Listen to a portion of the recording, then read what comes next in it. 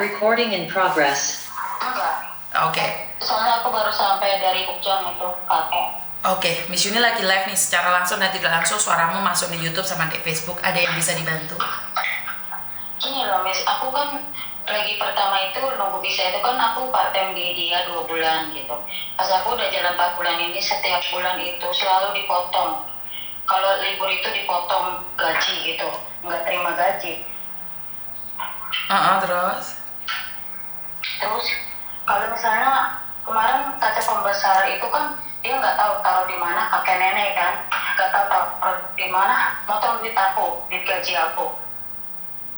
Terus pintu rusak itu kan kemarin aku habis beresin kamarnya dia kan terakhir, dia selalu ngawasin kan, takutnya aku mencuri apa gitu, pikir dia gitu. Dia duduk di depan pintu, aku beresin kamarnya kakek, terus nggak tahu pintu itu ketutup sama dia, kekunci dari dalam, kuncinya itu nggak ada seretnya gitu, Miss. Terus dipotong juga dari uang aku, uang gaji aku 350, katanya suruh beli kunci, itunya $20 gitu.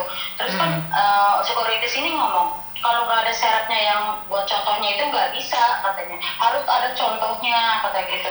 Sedangkan contohnya nggak ada, gimana aku mau beli, suruh ke pasar. Terus kan emang aku bahasa belum pinter banget ya, Miss ya. Aku jujur, aku bahasa belum pinter kayak orang-orang yang udah junior lah. Aku masih istilah kata masih baru kemarin gitu. Bisa nggak sih kalau notis aku bisa turun nggak sih, Miss? Aku bukti-bukti dari itu, setiap gajian itu aku kumpulin, aku foto, aku video gitu, Miss. Oke, kenapa kamu nggak cerita sama agenmu, sayang? Nggak ditanggapin, Miss. Maksudnya gimana nggak ditanggapinnya? Nggak dikasih apa-apa gitu, guys. Aku udah ngadu, aku bilang aku pernah dilaporin ke polisi 3 kali, nggak ditanggapin. Kan capek aku setiap bulan setiap itu dilaporin 3 kali ke polisi itu, ke itu Pak Ade lah, supaya dia nggak ngerti, tapi majikan aku lagi makan nenek kakek.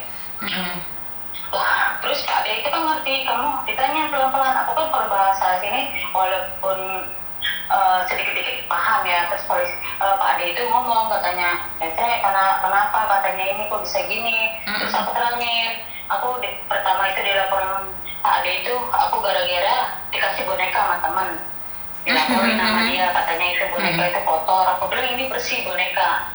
Terus dilaporinnya udah.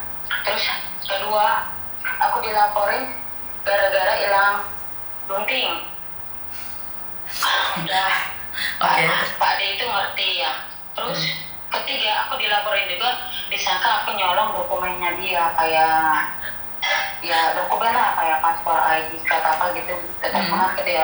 Aku kan nggak ngerasa, aku kan bingung, orang nggak ngerasa ngambil, aku mana berani masuk berangkas dia gitu.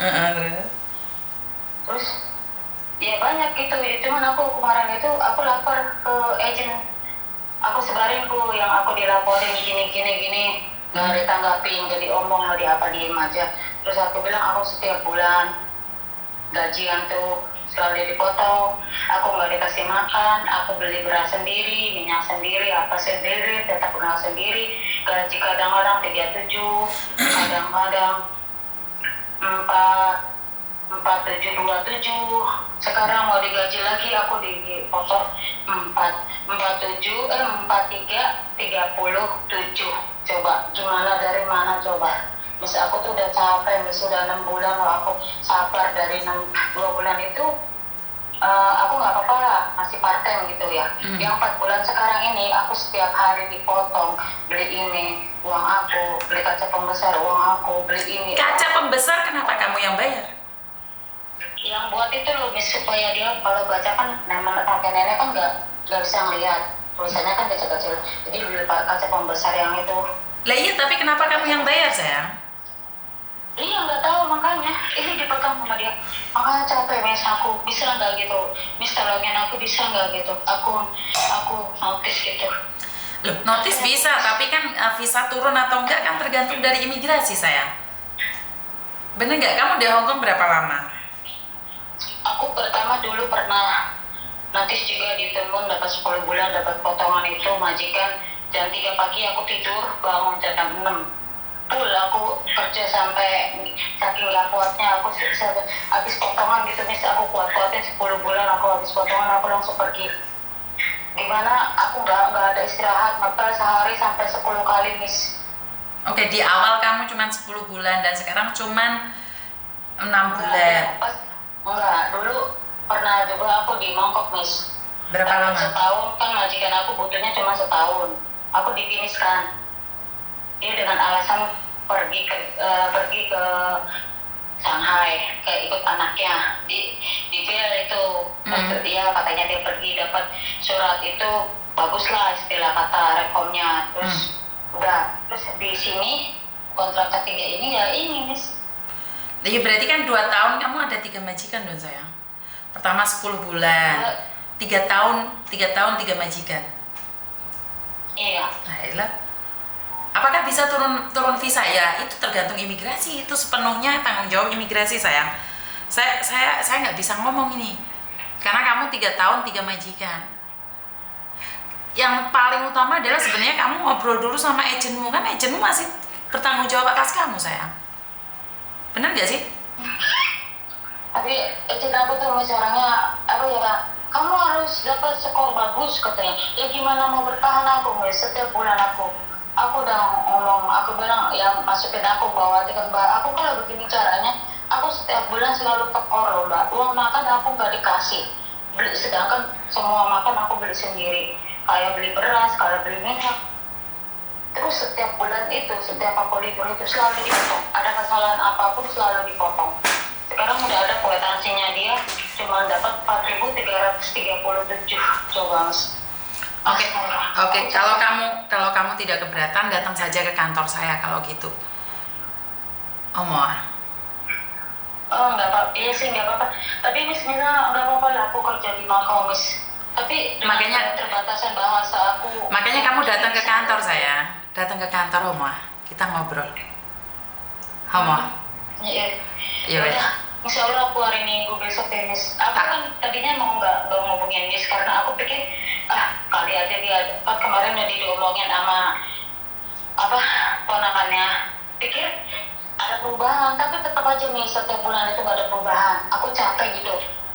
Capek fisik aku stres gitu Miss, ngadepinnya stres. Jangan stres. Aku mesti gimana? Jangan stres. Oke. Capek Miss. Makanya, ayo datang ke kantor. Jangan capek. Kalau kamu capek, siapa yang bisa membangkitkan kamu kecuali dirimu sendiri? Ngerti? Iya sih, padahal aku bilang aku udah ayah sama ibu yang bisa udah nggak ada siapa-siapa gitu. Aku kadang-kadang lelah sendiri Miss. Aku lelah, kadang-kadang nangis sendiri. Kamu tidak sendiri, kan ada Miss Yuni di sini. Iya kan? Kalau menyerah ada anak.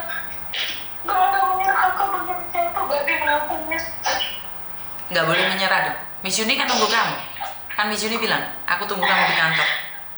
Hah? Ya. Itu asal hari Minggu aku usahain datang ke Miss. Oke, saya tunggu. Kamu pasti bisa. Saya tunggu ya. Jangan putus asa ya. Ya Miss, makasih ya Miss ya. Ya udah, assalamualaikum Miss. Waalaikumsalam. Oke. Banyak sekali kesedihan-kesedihan yang muncul ya, dan ini lagi kehadiran agensi. Saya nggak tahu ya seperti apa dan bagaimana. Artinya adalah karena kalian sendiri di sini, jadi kalian merasa linglung dengan keadaannya. Kadang kalau agent sudah nggak peduli tuh kalian nggak punya tempat lagi. Kalian tuh nggak tahu harus berteriak, harus lari, harus nangis, harus diem. Jadi kalian tuh dalam kebimbangan, dalam ketakutan. Dan sekali lagi saya tidak menyalahkan staff agency ya. Karena staff agency itu tergantung dari jam kerja. Dan staff agency akan berpikir menolong kalian apa imbalannya. Apa yang mereka dapatkan setelah menolong kalian. Ini juga dilema ya. Sebagai staff agent itu sebenarnya terhimpit, Mbak. Ini seringkali tidak disadari oleh teman-teman bahwa staff agent itu juga dihimpit antara kantor bela sampean, bela majikan atau sales. Itu staff agent khususnya bahasa Indonesia, apalagi yang nggak punya power di kantor tersebut. Jadi mereka ada tekanan-tekanan dari sales dari mana-mana. Jadi saat ini membantu si A, mau yung lah, saya ponggal lah, gitu mesti coye, enggaknya lah. Jadi staff agent jadi nggak tahu harus seperti apa. Dan kita sebagai pekerja migran itu akan menyalahkan, Mbak aku lo melok sampean, saya ini sampean nggak tanggung jawab. Nah itu kalau staff agent. Nah belum lagi kalau kita gabung sama calo. Jadi waktu kita masuk di agent tersebut itu melalui calo. Bagaimana maksudnya calo? Ya teman-teman yang mencari kalian, dikenalkan oleh teman kalian di agent yang tidak bertanggung jawab. Itu lebih berat lagi. Karena itu saya selalu bilang, agent di luar banyak. Tolong kalau kalian jadi calo yang bertanggung jawab. Jangan minta uangnya saja, setelah itu nggak dipedulikan teman-temanmu. Jadi kalau ada keluh kesah itu bagian dari kalian juga. Ya, ini saya pribadi ingin mengatakan bahwa yuk kita saling mendukung. Kalau ada teman, saya ingin punya banyak lagi teman-teman yang jadi YouTuber, menjadi tempat curhatan di mana ya bisa mengungkapkan. Jadi Miss Juni itu pingin kalian tuh punya kreasi sendiri.